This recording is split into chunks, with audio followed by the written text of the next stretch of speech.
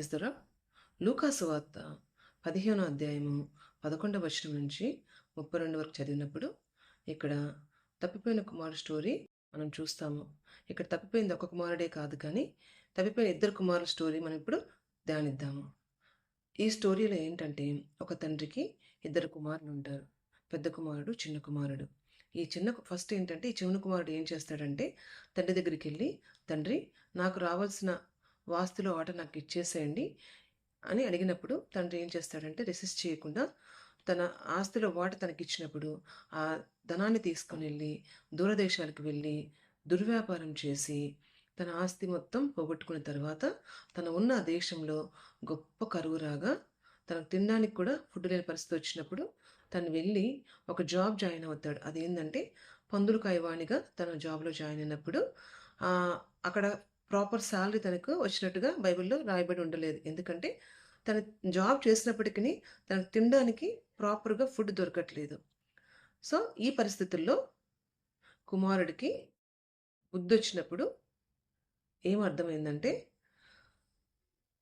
17వ వచనంలో, అయితే బుద్ధి వచ్చినప్పుడు వాడు, నా తండ్రి యొద్ద ఎంతోమందికి గుండువాండ్లకు అన్నం సమృద్ధిగా ఉన్నది, నేనైతే ఇక్కడ ఆకలితో చచ్చిపోచున్నాను.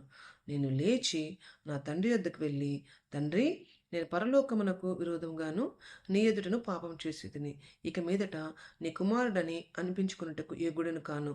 నన్ను నీ కూలివారిలో ఒకనిగా పెట్టుకోమని అతనితో చెప్పుదని అనుకొని లేచి తండ్రి యొద్దకు వచ్చాను. సో ఇక్కడ ఏమైందంటే, ఫస్ట్ ఈ చిన్న కుమారుడు యొక్క స్వభావం ఎలా ఉందంటే, తండ్రి ప్రేమను అర్థం చేసుకుని వాడిలాగా ఉన్నాడు. తన తండ్రి ప్రేమను అర్థం చేసుకున్నా, తన తండ్రి యొక్క మంచితనాన్ని అర్థం చేసుకున్నా, తన ఆస్తి తను తీసుకొని తండ్రికి దూరంగా వచ్చి ఉండేవాడు కాదు. సో ఈ కుమారుడికి తండ్రి ప్రేమ అర్థం కాలేదు. కాబట్టి తన ఆస్తిని తీసుకుని వెళ్ళి దూరంగా వెళ్ళి నష్టపోయిన తర్వాత బుద్ధి వచ్చింది. ఏం బుద్ధి వచ్చిందంటే, ఫస్ట్ తన తండ్రి యొక్క మంచితనంలో ఫస్ట్ ఒక పాట అర్థమైంది. ఏంటి అంటే, మనకి 17వ అధ్యాయంలో చెప్పినట్టుగా బుద్ధి వచ్చినప్పుడు ఏమైందంటే, తన తండ్రి ఇంట్లో అనేక మంది కూలి వాళ్ళు ఉన్నారు, వాళ్ళకి సఫిషియెంట్గా ఫుడ్ ఉంది.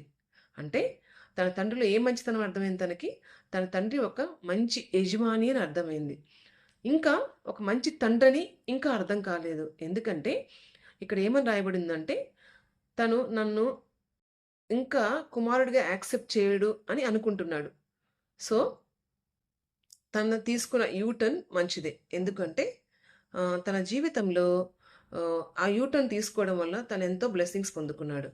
సో తను తండ్రి ఇంటికైతే బయలుదేరాడు. బయలుదేరినప్పుడు ఏం జరిగింది, తను దూరంగా ఉన్నప్పుడు తన తండ్రి వచ్చి పరిగెత్తుకుంటూ వచ్చి తన మెడ మీద పడి ముద్దు పెట్టుకున్నాడు.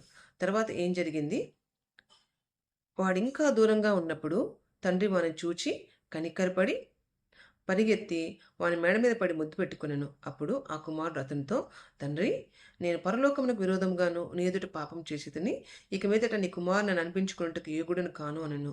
అయితే తండ్రి తన దాసులను చూసి ప్రశస్త వస్త్రం త్వరగా తెచ్చి వీని కట్టి వీని చేతికి ఉంగరం పెట్టి పాదములకు చెప్పులు తొడిగించుడి, కొవ్విన దూడను తెచ్చి వధించుడి, మనం తిని సంతోషపడదము. ఈ నా కుమారుడు చనిపోయి బ్రతికెను, తప్పిపోయి దొరికినని చెప్పాను. అంతటా వారు సంతోషపడసాగిరి. ఇక్కడ ఏమంది, నిజంగా అయితే ఇలాంటి ఇలాంటి తను ఇలాగ తన తండ్రి రిసీవ్ చేసుకుంటాడని తను ఎక్స్పెక్ట్ చేయలేదు. కానీ తన తండ్రి యొక్క ప్రేమ ఎంత గొప్పగా ఉందంటే కుమారుడి పక్షాన, దూరంగా ఉన్నప్పుడే తండ్రి పరిగెత్తుకుంటూ పోయాడు. తను తప్పు ఒప్పుకున్నప్పుడు ఇమీడియట్గా ఏం చేశాడంటే తండ్రి తన వస్త్రాలు మార్చి అధికారానికి గుర్తుగా తన ఉంగరాన్ని తొడిగి తన చెప్పులు మార్చి కొవ్విన దూడని తీసుకొని వచ్చి విందు చేయించేవాడిలాగా ఉన్నారు. అంటే తన యొక్క తండ్రి ఎంత గొప్పవాడు, ఎంత మంచివాడు, ఎంత ప్రేమ గలవాడు అనేది కుమారుడికి అప్పుడు అర్థమైంది. సో ఈ కుమారుడు తీసుకున్న యూటర్న్ తన లైఫ్లో ఒక మంచి బ్లెస్సింగ్ తను కొనుక్కోవడానికి కారణమైంది. ఇది చిన్న కుమారుడు స్టోరీ. తర్వాత పెద్ద కుమారుడు స్టోరీ చూద్దాము. పెద్ద కుమారుడు ఎలా ఉన్నాడంటే, తండ్రితోనే ఉన్నాడు, కానీ 25వ వచనము, అప్పుడు అతని పెద్ద కుమారుడు పొలంలో ఉండెను. వాడు వచ్చుచు ఇంటి దగ్గరికి రాగా వాద్యములను నాట్యములు జరుగుట విని దాసుల్లో ఒకని పిలిచి ఇవి ఏమిటని అడుగగా ఆ దాసుడు అతనితో, నీ తమ్ముడు వచ్చి ఉన్నాడు, అతడు తన యొద్దకు సురక్షితంగా వచ్చినందున నీ తండ్రి కొవ్విన దూడను వధించెను. అయితే అతడు కోప్పడి లోపలికి వెళ్ళనొల్లకపోయాను కనుక అతని తండ్రి వెలుపలికి వచ్చి బతిమాలుకొనెను. అందుకతడు తన తండ్రితో, ఇదిగో ఇన్నేళ్ల నుండి నిన్ను సేవించున్నానే, నీ ఆకలిని ఎన్నడూ మీరలేదే, అయినను నా స్నేహితులతో సంతోషపడినట్లు నువ్వు నాకెన్నడూ ఒక మేకపిల్లనైనా ఇయ్యలేదు. అయితే నీ ఆస్తిని వేశ్యలతో తినివేసిన ఈ నీ కుమారుడు రాగానే వీని కొరకు కొవ్విన దూడను వధించితివి అని చెప్పాను. అందుకతడు, కుమారుడా, నువ్వెల్లప్పుడు నాతో కూడా ఉన్నావు, నావన్నీయు నీవే, మనం సంతోషించి ఆనందించుట యుక్తమే. ఈ నీ చనిపోయిన తమ్ముడు తిరిగి బ్రతికెను, తప్పిపోయిన దొరికినని అతనితో చెప్పాను. ఈ కాన్వర్జేషన్ ఏమని అర్థమవుతుందంటే, పెద్ద కుమారుడు తండ్రితోనే ఉన్నాడు, కానీ తండ్రి ప్రేమ తనకు అర్థం కావట్లేదు. ఎందుకంటే నిజంగా తన తండ్రి ప్రేమను అర్థం చేసుకొని ఉంటే ఇలాంటి రియాక్షన్ తనలోంచి వచ్చేది కాదు. తన తండ్రితో పాటు తిను కూడా ఏమై ఉండాలా? తప్పిపోయిన తన తమ్ముడు వెనక్కి తిరిగి వచ్చినప్పుడు చాలా సంతోషపడేవాడిలాగా ఉండాలి.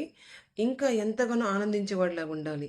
కానీ తన స్వభావం ఎలా ఉంది అంటే అసలు అలా లేదనమాట. తను హ్యాపీగా ఫీల్ అవ్వట్లేదు. ఇంకా వాళ్ళ ఫాదర్ సంతోషిస్తున్నందుకు తను బాధపడుతున్నాడు. నేనెప్పుడు నీతోనే ఉన్నాను. కానీ నువ్వు నాకు ఏమి ఇవ్వలేదు. ఈ చెడ్డ పనులు చేసొచ్చిన వాడికి నువ్వు అన్నీ ఇస్తున్నావు అన్నట్లు తన ధోరణి ఉంది. తను అర్థం చేసుకునే విధానం అలా ఉంది. కానీ నిజంగా చెప్పాలంటే పెద్ద కుమారుడిని కూడా తండ్రి ఎంతో ప్రేమించాడు. తనకున్నవన్నీ తన పెద్ద కుమారుడికి అని చెప్తున్నాడు. కానీ అర్థం కాని స్వభావం తనలో ఉన్నట్టు మనం గ్రహించుకుంటున్నాము. ఇదేమిటంటే ఇప్పుడు 2 గ్రూప్ ఆఫ్ పీపుల్‌ని మనం చూస్తాము చర్చ్‌లో. దేవుడిని నమ్మిన తర్వాత ఒక గ్రూప్ ఆఫ్ పీపుల్ ఏంటి అంటే దేవుడి దగ్గర కొంత మేలు అనుభవిస్తారు. తర్వాత మనకి దేవుడు అవసరం లేదులే అని దూరంగా వెళ్ళిపోతారు. నిజంగా దేవుని నుంచి దూరంగా వెళ్ళినప్పుడు మనం పొందుకునేది బ్లెస్సింగ్ కాదు కానీ నష్టం మాత్రమే. ఎందుకంటే శత్రువు చేతికి మనం దొరుకుతాము. సో, మన జీవితాలు ఎంతో నష్టపోగొట్టుకొని అక్కడ మన జీవితాలు ఆగిపోయేట్టుగా ఉన్నాయి. కానీ ఈ తప్పిపోయిన కుమారుడు, చిన్న కుమారుడు ఎలా అయితే తన యొక్క తండ్రి యొక్క మంచితనాన్ని గుర్తు చేసుకొని అట్‌లీస్ట్ నేను కుమారుడుగా కాదు కానీ దాసుడుగానే ఉండాలని వచ్చాడో అప్పుడు తన జీవితం ఎంతగా బ్లెస్ అయిందో మనకు అర్థమవుతుంది. మనం కూడా నిజంగా అలాంటి పరిస్థితుల్లో దూరంగా వెళ్ళి ఉంటే, తిరిగి దేవుని దగ్గరికొచ్చినప్పుడు దేవుడు ఎంతో బ్లెస్ చేసే దేవుడుగా ఉన్నాడు. దూరంగా ఉన్నప్పుడే ఆయన మన మీద పడి ముద్దు పెట్టుకోవడమే కాదు కానీ, మనల్ని ఎన్నో రకమైన ఆశీర్వాదాలతో మనల్ని ఆశీర్వదించే దేవుడుగా ఉన్నాడు. అది నిజంగా ఆయన ప్రేమై ఉంది, ఆయన స్వభావమై ఉంది, ఆయన నీతి అయి ఉంది. అయితే ఇంకో గ్రూప్ ఆఫ్ పీపుల్ ఏంటంటే, సంఘంలోనే ఉంటారు, విశ్వాసుల్లాగే ఉంటారు, కానీ దేవుని ప్రేమ అర్థం కాదు. దేవుడు చేసే మేలులు అర్థం కావు. ఎప్పుడు దేవుడి మీద ఒకలాంటి బిట్టర్‌నెస్ అనమాట. వాళ్ళందరూ బ్లెస్ అవుతున్నారు. నా జీవితంలో బ్లెస్సింగ్ జరగట్లేదు. దేవుడు చేసిన ఎన్నో మేలులుంటాయి తన జీవితంలో. అవన్నీ గుర్తు ఎరగదు కానీ ఎప్పుడు ఒకలాంటి అలాంటి నేచర్ అనేది మనకు ఉండకూడదు. ఎందుకంటే దేవుడు అందరికి మేలు చేసేవాడిలాగా ఉన్నారు. అందరిని ప్రేమించేవాడిలాగా ఉన్నాడు. అందరికి సహాయం చేసేవాడిలాగా ఉన్నాడు.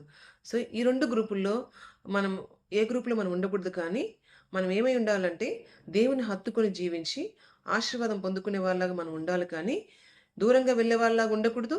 దగ్గరగా ఉండి బాధపడే వాళ్ళలాగా మనం ఉండకూడదు అని నేను కోరుకుంటున్నాను. Praise the lord.